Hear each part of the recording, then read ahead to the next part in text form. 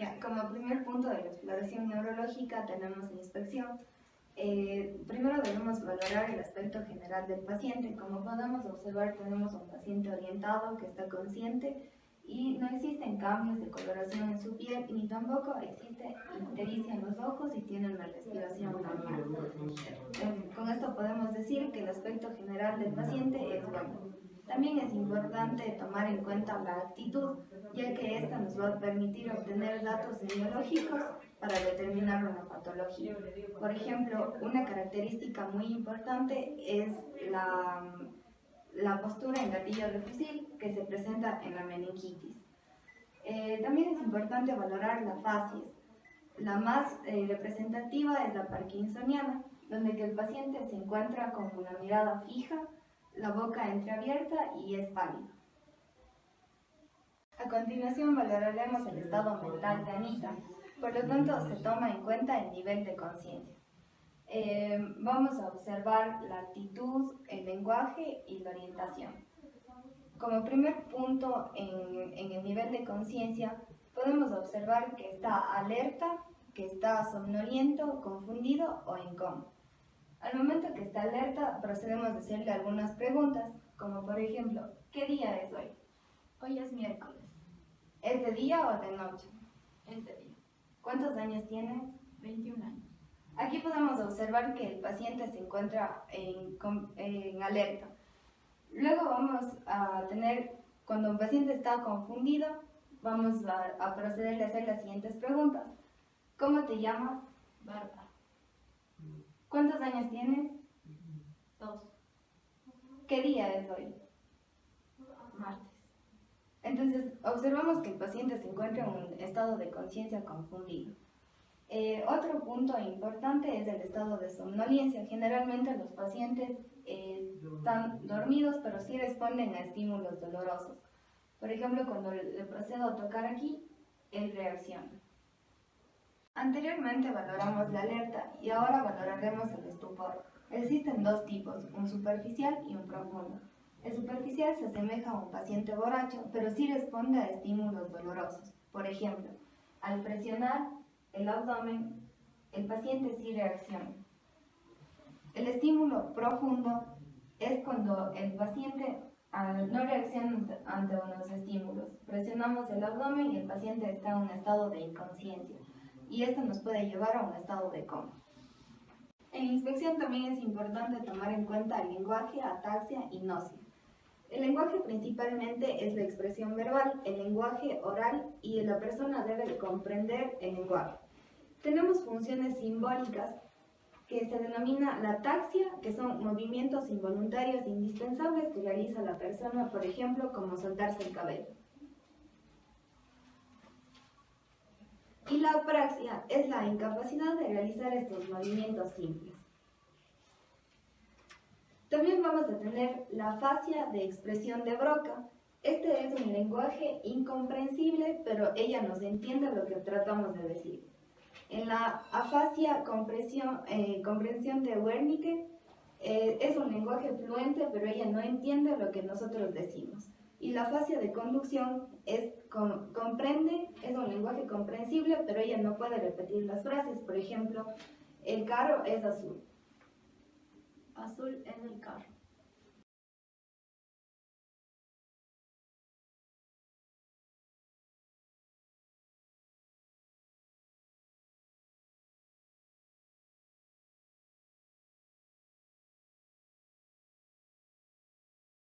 A continuación vamos a explicar la exploración de los pares craneales. Primer par, nervio olfatorio. Para examinar este par, pedimos al paciente que presione con su dedo una de sus narinas mientras acercamos un olor conocido como café, vainilla o canela. Y se le pregunta si percibe el olor. ¿Percibe el olor, chicos? Se realiza la misma acción en la narina contraria. Y al final se pregunta si percibió el olor en la misma intensidad en las dos narinas. ¿Percibe con la misma intensidad en las dos narinas el olor? En este caso, el paciente no presenta alteraciones. Se denomina anosmia cuando es una pérdida de la función olfatoria y se denomina hiposmia cuando es una disminución de la función olfatoria.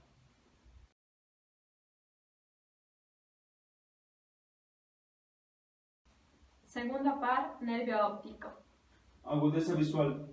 Se coloca al paciente frente a la carta de Snellen a una distancia aproximadamente de 6 metros. La habitación debe estar bien iluminada. Se le pide al paciente que cubra con su mano un ojo y con el que quede libre mencione las letras que señala el médico. Se recomienda iniciar con la línea que represente la visión normal. E, D, F, C, Z, P. Se repite la operación con el otro ojo y al final se pregunta al paciente si puede distinguir el color de las barras de la carta de Snellen. Verde, rosado.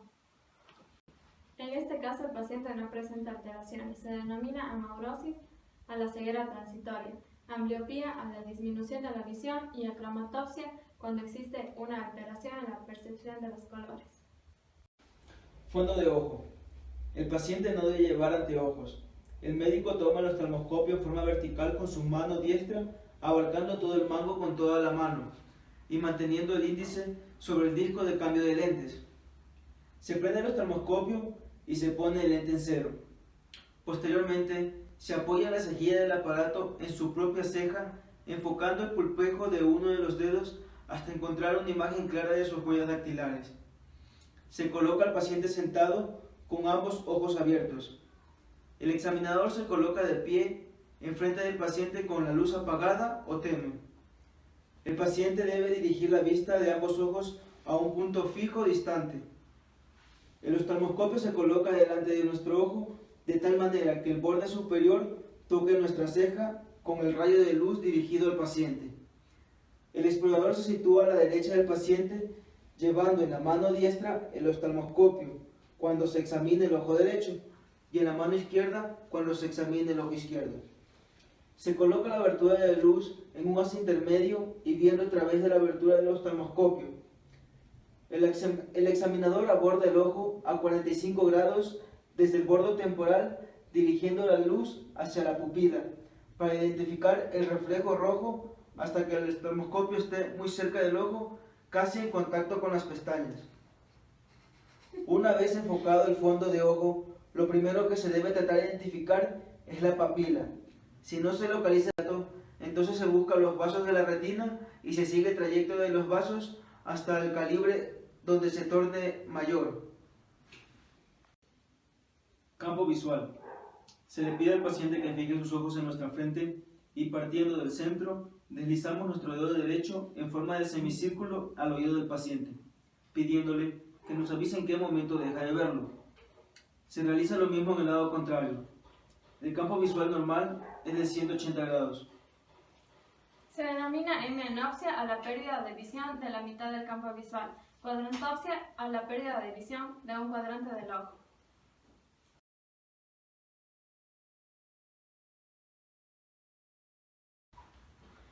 Tercer, cuarto y sexto par craneal.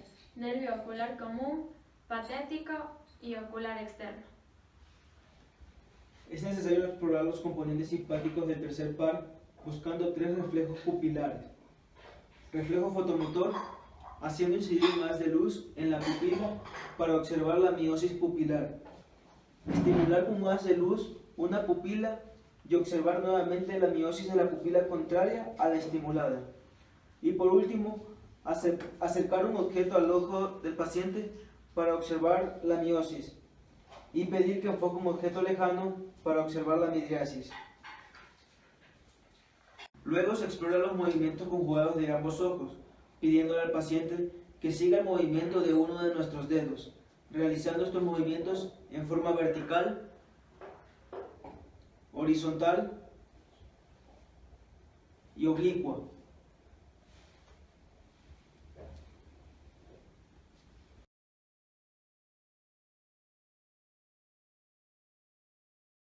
Quinto par, nervio trigémino. Para explorar la función sensitiva oftálmica, estimularemos la córnea del paciente con la punta de un lazo cotonete para observar el parpadeo reflejo. A continuación, con un cepillo estimularemos la piel del paciente por arriba de las cejas para explorar la función sensitiva de la misma. Para explorar la rama maxilar sensitiva, estimularemos la piel de la cara en ambos lados de la nariz y mejillas. es necesario realizarlo en forma comparativa con ambos lados de la cara. Por último, debemos explorar la rama mandibular motora pidiendo al paciente que abra y cierre la boca, que deslice su mandíbula hacia un lado y hacia el otro, oponiendo ligera resistencia para evaluar a la vez la fuerza de estos movimientos. Se evalúa también el reflejo mentoniano, pidiendo al paciente que entreabra la boca y con unos dedos en el mentón percutimos sobre ellos.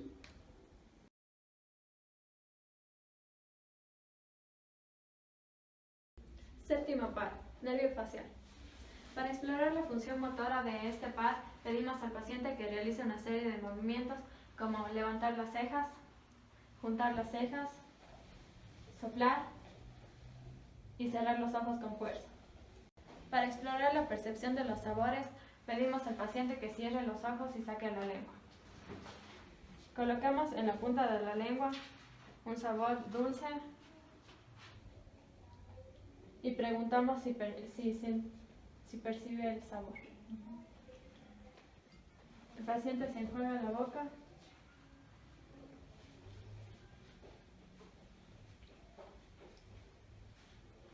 colocamos un sabor salado en la parte dorsal de la lengua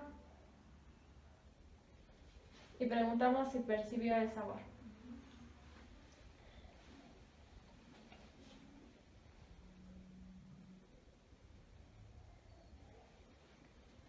Y por último, colocamos un sabor agrio en la parte posterior de la lengua y preguntamos si percibe el sabor.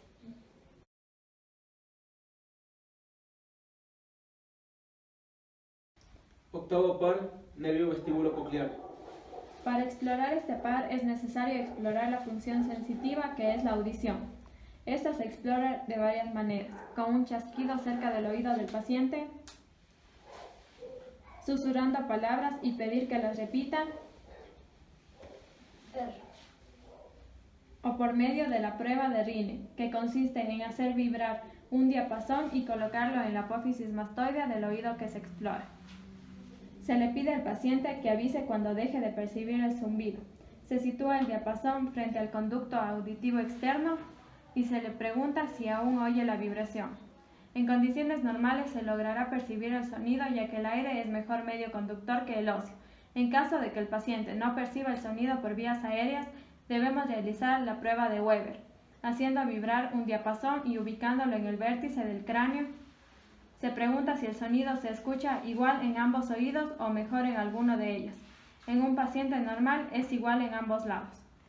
Con el paciente en bipedestación nos colocamos por detrás de él y le pedimos que extienda los brazos con las palmas hacia arriba y los ojos cerrados. Se le indica hacer la cabeza hacia atrás. Debemos estar alerta porque algunos pacientes no son capaces de mantener el equilibrio. Si el paciente pierde el equilibrio, la afección puede ser de origen cerebelosa. Para evaluar la presencia de vértigo, realizamos la maniobra de Dix-Hallpike, que consiste en provocar nistagmos en el paciente tras llevar rápidamente la cabeza desde posición de sedestación a decúbito e imprimir un giro de 30 a 45 grados a cada lado. Si el paciente presenta nistagmos, el signo es positivo.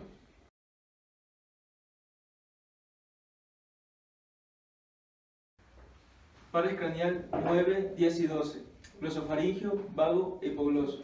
Podemos explorar estos nervios de forma conjunta debido a que algunas de las funciones de estos están ubicados generalmente en la boca. Iniciamos escuchando la voz y la dirección del paciente para evaluar el 10º par. A continuación le pedimos que degluta y posteriormente que abra la boca a la vez que deprimimos la lengua. Podemos observar la elevación del paladar blando y posiblemente podemos provocar el reflejo nauseoso. Finalmente pedimos que saque la lengua y observamos su alineación y movimiento. De esta manera evaluamos el nervio hipogloso.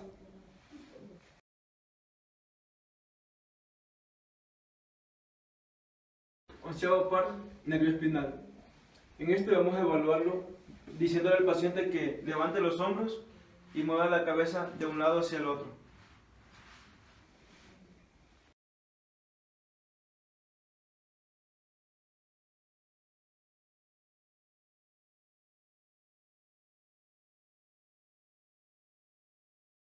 A continuación vamos a evaluar la fuerza muscular. Esta se evalúa mediante la acción del músculo del brazo ante diferentes requerimientos y se evalúa con una escala que va del 0 al 5. Como primer paso vamos a evaluar la contractura muscular mediante la visión y exploración de la musculatura del brazo. Como segundo paso vamos a observar el desplazamiento del miembro sin efecto de la gravedad. Como siguiente paso vamos a observar el desplazamiento del miembro en contra de la gravedad. Como siguiente punto vamos a ver la resistencia del miembro ante la gravedad y como último paso vamos a ver la oposición del miembro ante un estímulo externo. Los grados de la escala de Daniell son 0, ausencia de contracción, 1, contracción mínima con fuerza del 0 al 10%, 2, movimiento activo sin vencer la gravedad con fuerza del 11 al 25%, 3, movimiento activo contra la gravedad con fuerza del 26 al 50%, 4, movimiento activo contra la gravedad y resistencia con fuerza del 51 al 75%, 5, fuerza normal que vence la gravedad y resistencia con fuerza del 76 al 100%. La pérdida de fuerza se puede expresar como total, donde hay abolición de la fuerza muscular y se denomina plejía, o parcial, donde hay disminución de la fuerza muscular y se denomina paresia.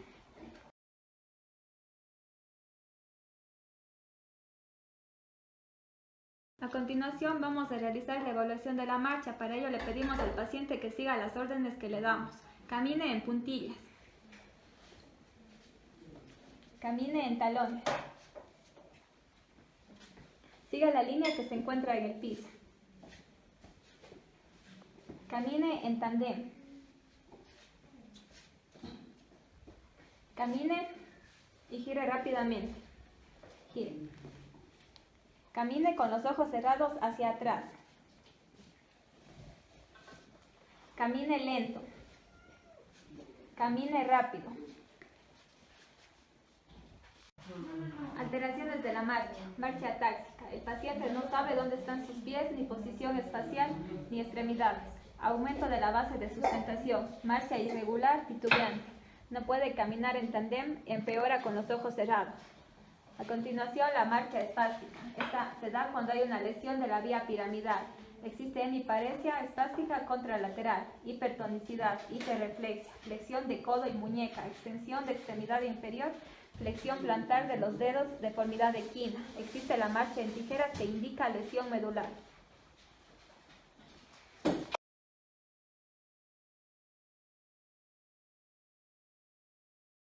Vamos a evaluar el tono muscular. Existe el tono normal que se denomina normotonía. Los tonos anormales son hipotonía, donde el tono se encuentra disminuido, y esto se da en las miopatías. El tono aumentado se denomina hipertonía y aquí podemos observar uno que es de carácter espástico, que es en el síndrome piramidal. A continuación podemos observar el signo de la rueda dentada que se da en el parkinsonismo.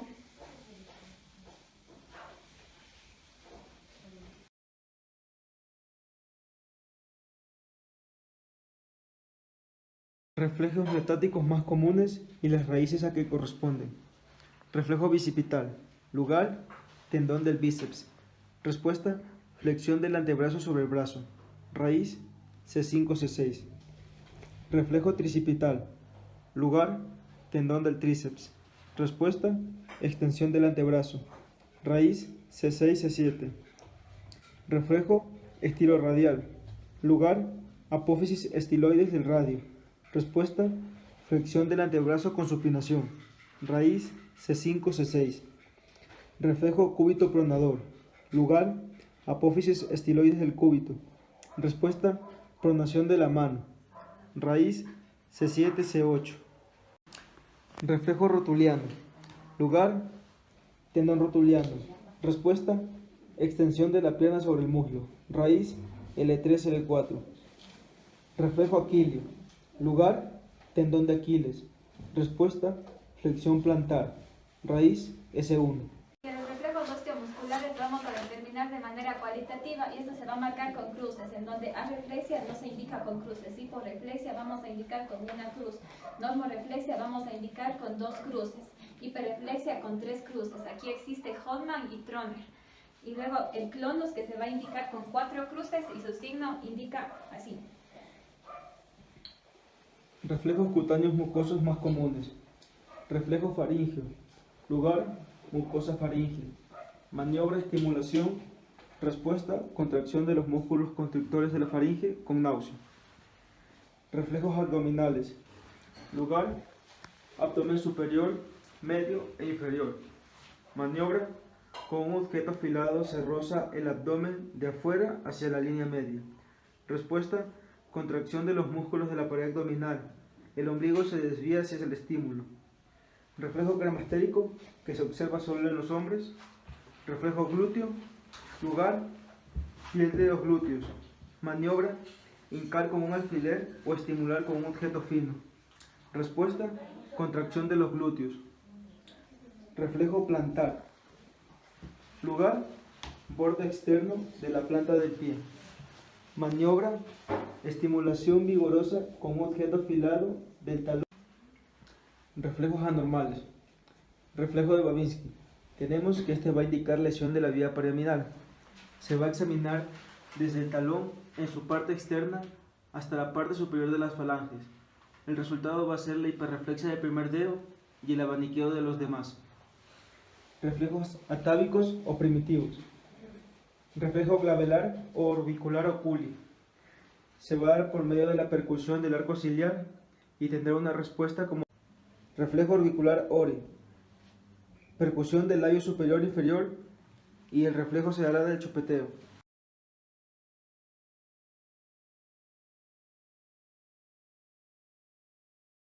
A continuación vamos a evaluar lo que es la sensibilidad. Para ello es importante saber que esta se va a dividir en dos partes. La primera es propioceptiva y la otra es esteroceptiva. La propioceptiva va a evaluar lo que es posición y vibración. En cambio, la esteroceptiva va a evaluar lo que es temperatura, dolor y tacto. Ya para comenzar vamos a evaluar lo que es la posición. Para ello voy a pedir al paciente que cierre los ojos con el fin de anular lo que son los sentidos. Y voy a realizar un movimiento pasivo y voy a preguntar al paciente qué es lo que siente. ¿Qué es lo que siente? Elevación en el brazo derecho. Ya, muy bien. A continuación vamos a evaluar lo que es la vibración. Para ello se va a realizar lo que es la prueba de Wiener, en la cual vamos a colocar el diapasón a nivel de la apófisis mastoidea. Y voy a preguntar al paciente si siente y si percibe lo que es la vibración. A continuación vamos a evaluar lo que es la sensibilidad táctil, para lo cual vamos a utilizar este objeto. Vamos a pedir a la paciente que cierre los ojos y mediante este objeto voy a realizar un roce en alguna parte de su cuerpo para que identifique cuál es el lugar. Pierna derecha. Ya, muy bien. A continuación vamos a evaluar lo que es la sensibilidad térmica, para lo cual vamos a utilizar un vaso de agua fría y un vaso de agua caliente. Por favor, cierra los ojos. Y vas a determinar qué temperatura es. Agua fría. Ya. ¿Y esto? Agua caliente. Ya, muy bien. Y finalmente vamos a valorar lo que es la sensibilidad dolorosa, para lo cual vamos a utilizar un alfiler. Por favor, cierra los ojos. La paciente va a percibir en qué lugar siente un estímulo doloroso. En el brazo derecho.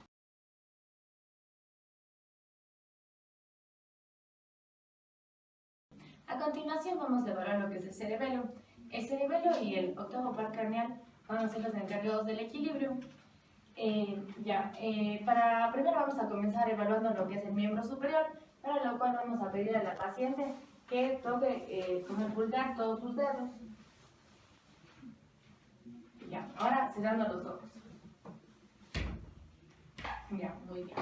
Ahora vamos a realizar otra prueba que se llama pronación, supinación, en la cual la paciente va a realizar este movimiento.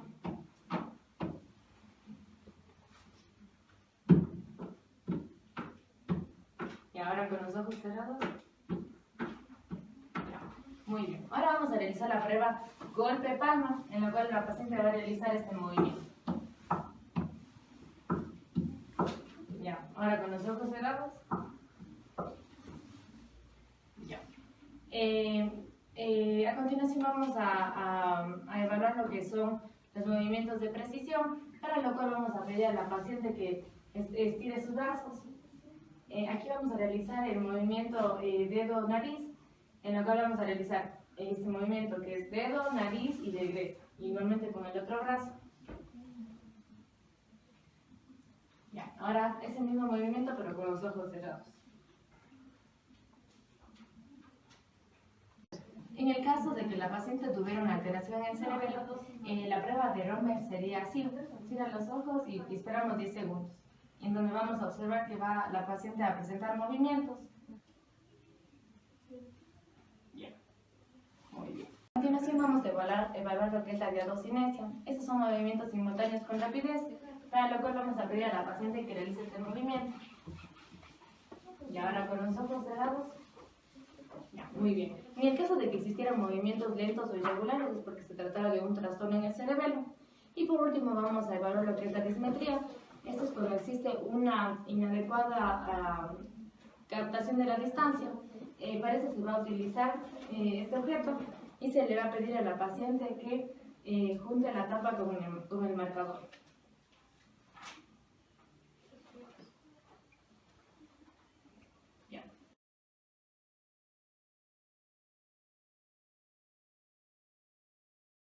A continuación realizaremos la evaluación de las meningias. Las meningias son membranas que van a proteger tanto el encéfalo como la médula espinal. Cuando existe una afección meningia van a aparecer 3 signos. Primero, rigidez de la nuca, signo de Kerning y signo de Brusinski. A continuación voy a realizar lo que es la rigidez de la nuca.